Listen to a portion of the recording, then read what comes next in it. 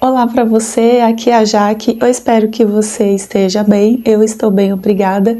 E hoje nós vamos falar um pouquinho sobre a história de Estevão. Estevão, o primeiro mártir ali da história da igreja, ali no livro de Atos, que é o livro que nós estamos lendo.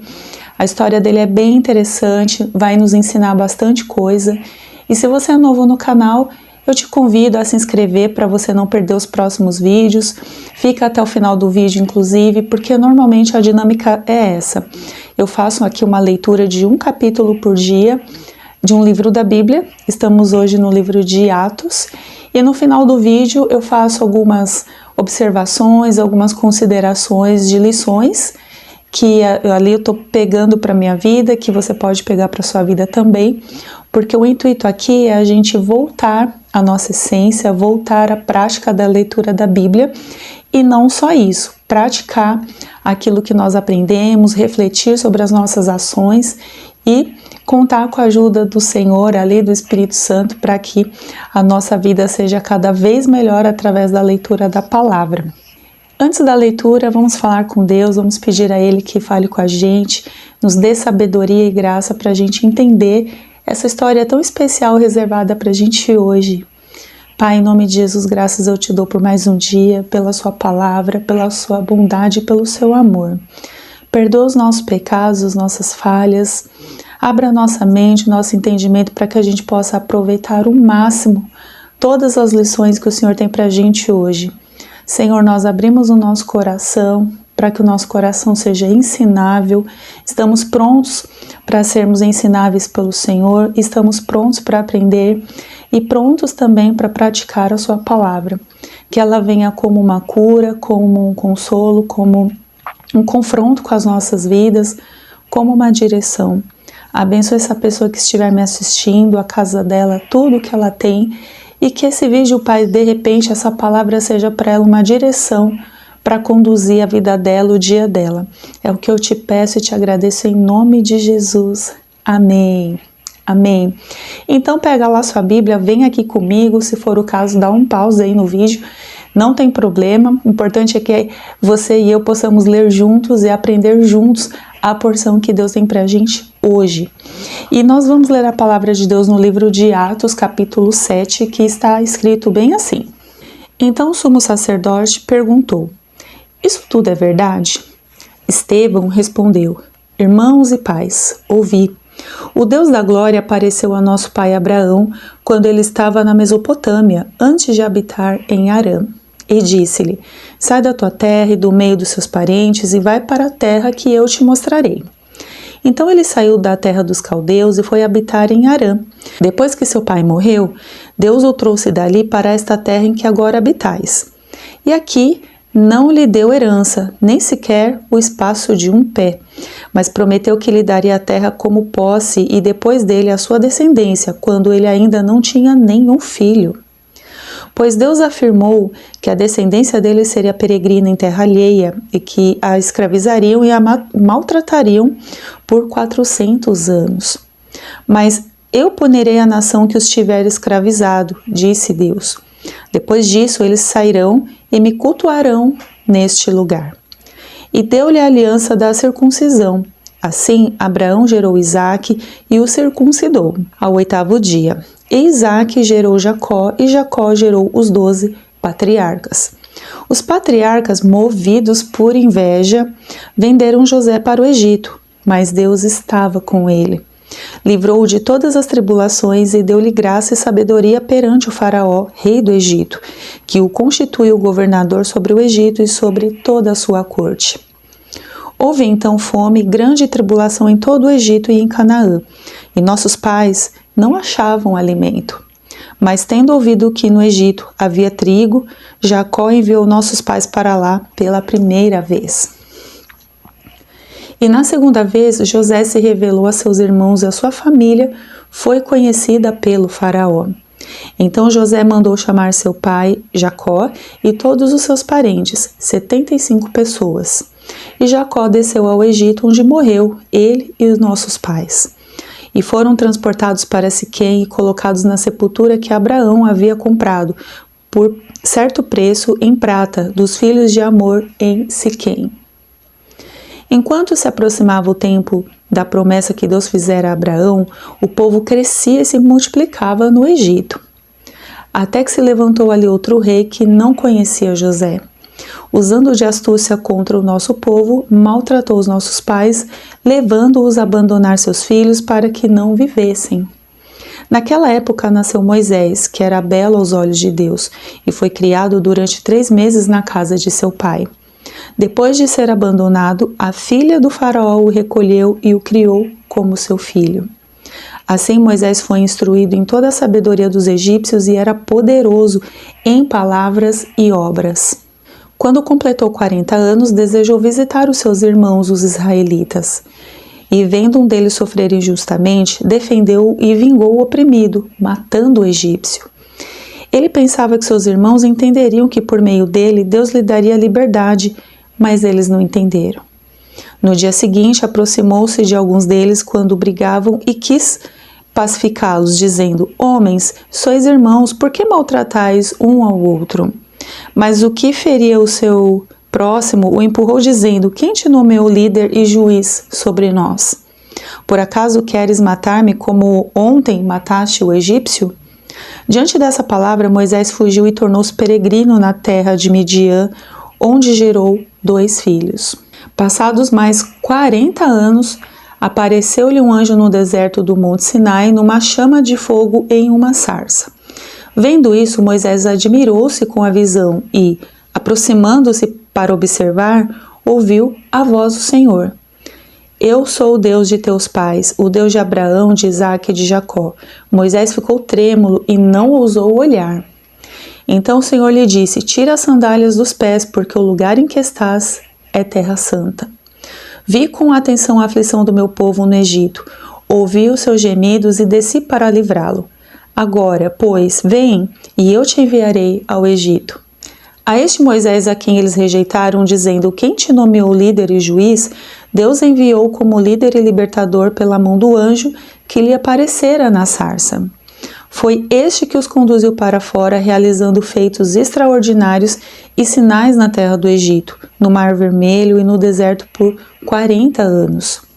Este é o Moisés que disse aos israelitas: Deus vos levantará dentre vossos irmãos um profeta como eu. Este é o que esteve na congregação no deserto, com o anjo que lhe falava no Monte Sinai, e com nossos pais, e que recebeu palavras vivas para transmiti-las a vós.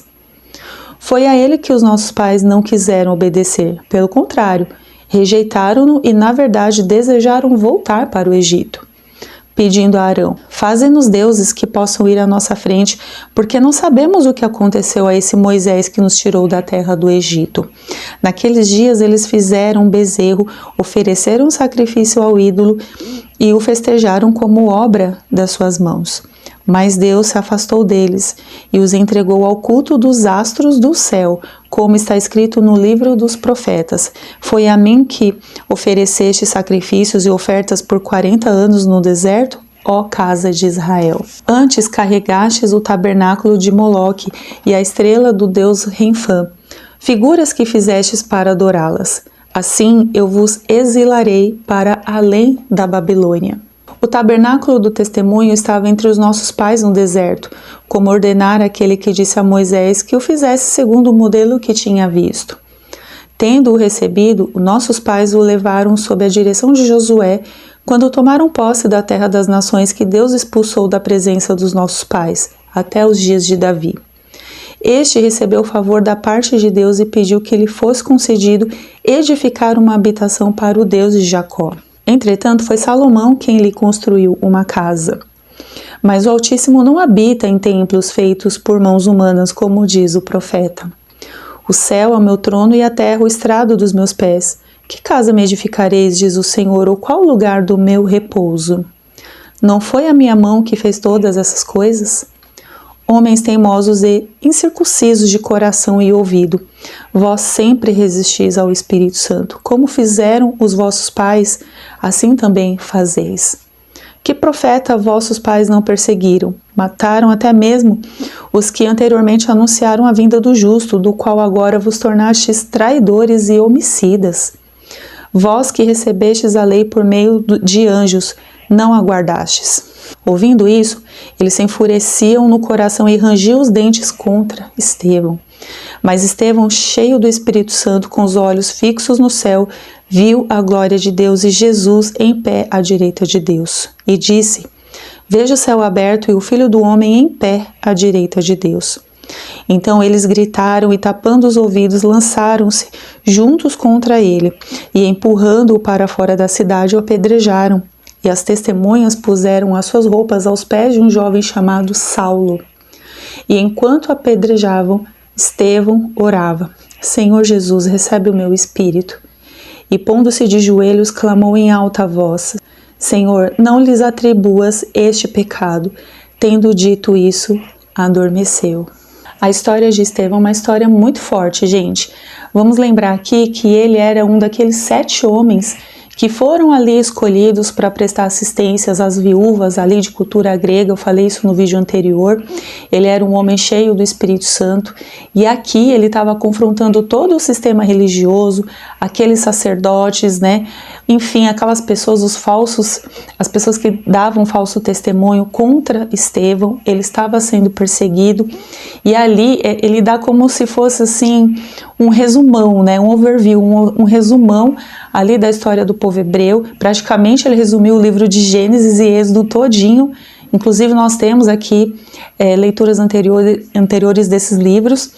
E é interessante, gente, como ele conta toda essa história ali dos seus antepassados, né? O que aconteceu ali com o povo hebreu, para no final ele confrontar aqueles líderes dizendo o quanto eles estavam resistindo ao Espírito Santo, que era o que os seus pais, os seus antepassados fizeram. E isso trouxe ainda mais ira, mais raiva contra a vida de Estevão. E sabe o que me chama a atenção nessa história? Que ele continuou ali, sempre olhando para Jesus, sempre com os olhos fixos ali no Senhor, para falar o que ele precisava falar, enfrentando quem precisasse enfrentar. A Bíblia diz que ele ali olhou para o céu, viu a glória de Deus. E às vezes a gente canta algumas coisas, né? A gente pensa que nós vivermos, nós sentirmos a glória de Deus é só em ambiente de paz, ambiente de adoração, mas aqui para Estevão não foi assim. Ele viu a glória de Deus num momento que ele mais estava sendo perseguido e jurado de morte. E olha que enquanto ele era apedrejado, porque a galera começou assim a se enfurecer de tal forma que eles começaram a apedrejar Estevão. E a Bíblia diz que enquanto ele estava sendo apedrejado, ele orava. Ele fez praticamente a oração de Jesus ali, né? Quando ele intercedia pelas pessoas, dizendo assim: Senhor, não atribua a eles esse pecado. E isso, gente, é muito forte, porque assim, quando nós passamos algumas dificuldades, 1000 vezes uma dificuldade menor do que essa que Estevão enfrentou, a gente desiste muito fácil. Às vezes alguém fala mal da gente, às vezes a gente encontra uma dificuldade, uma conta que a gente não conseguiu pagar, né? Ou às vezes alguém que está com inveja de nós, ou nós não conseguimos lidar com as mazelas do nosso coração e a gente já quer desistir, já quer largar de Deus, já quer largar de Jesus. E a gente não está enfrentando nenhum ataque físico, podemos dizer assim. E aqui a minha reflexão nesse vídeo é assim: se você e eu, nós levássemos uma pedrada, uma que seja, falando ali de Jesus, falando ali da mensagem ali do Evangelho, qual seria a nossa reação se a gente fosse realmente bem sincero? Sabe? Leva uma pedrada para você ver, você vai sentir a dor. Sabe, gente? Então é muito mais fácil a gente recuar, tipo, não, tudo bem, não vou mais falar porque tá doendo, eu tô sentindo aqui na minha pele, não vou mais falar, não vou trazer confusão, a gente deixa tudo do jeito que tá, do jeito que vocês querem, não vou mais falar, e aí a mensagem não é pregada, eu não sofro a dor e fica tudo por isso mesmo. Mas a gente vê aqui na história de Estevão que ele fez exatamente o contrário. Ele estava levando pedrada após pedrada, e enquanto isso, ele orava. Eu acho que isso traz para a gente uma lição muito forte sobre como lidamos com as nossas dificuldades e como que a gente reage a elas. Se a gente passa por alguma dificuldade, o que a gente tende a fazer? A gente vai desistir de tudo porque é mais fácil? É o caminho mais prático para se fazer? Ou a gente ora, a gente tá ali buscando em Deus, ou melhor ainda, você está sendo moído, está sendo perseguido e você está vendo a glória de Deus ali mediante a dor. Porque não pense vocês que o que aconteceu com Estevão era uma coisa fácil. Ele estava sendo caluniado, ele tinha todo um sistema contra ele. Tanto que a Bíblia fala que ele foi o primeiro mártir, e o mártir é uma pessoa que morre por uma causa. Ele era tão assim, crente nas suas convicções, ele era tão convicto daquilo que ele acreditava a respeito de Jesus, que ele não pensou duas vezes se precisasse morrer pelo Evangelho. E eu sei que muitos de nós aqui na nossa cultura, talvez nós nunca vamos experimentar sobre isso, mas tem muitas pessoas, muitos crentes que experimentam isso em vários países, em vários lugares onde ocorre uma perseguição real contra cristãos, onde eles são perseguidos, são torturados por causa da mensagem do Evangelho. E às vezes a gente, por muito menos, porque alguém falou uma fofoca sobre nós, a gente já quer desviar, a nossa fé já é colocada ali, né, em dúvida, e a gente não consegue lidar com as nossas mazelas. A história de Estevão, ela serve pra gente para nos despertar sobre realmente o que é difícil pra gente, realmente o que nós estaríamos dispostos a fazer em nome do Senhor Jesus, em nome do Evangelho, sabe? E não é um Evangelho Nutella, é um Evangelho real. Sabe, gente? Então eu creio que essa palavra vai ficar no coração da gente, que Deus venha falar nos nossos corações, nos despertar realmente, né? Para que a gente seja maduro, para que a gente seja corajoso, para que a gente seja forte, para suportar e enfrentar o que quer que seja necessário em nome do Senhor Jesus, se a gente realmente quer que esse evangelho transforme a nossa vida, sabe? E não ter medo de perseguição, não ter medo do que alguém venha falar, do que as pessoas possam te ameaçar, porque uma coisa é certa, se você estiver ali firme e forte, né, convicto ali do evangelho e da palavra de Deus, o Senhor Deus, o próprio Deus, estará do seu lado e contra ele não há quem vença, tá bom? Que Deus abençoe vocês e até amanhã no próximo vídeo e lembre-se, leia a sua Bíblia. Tchau, tchau.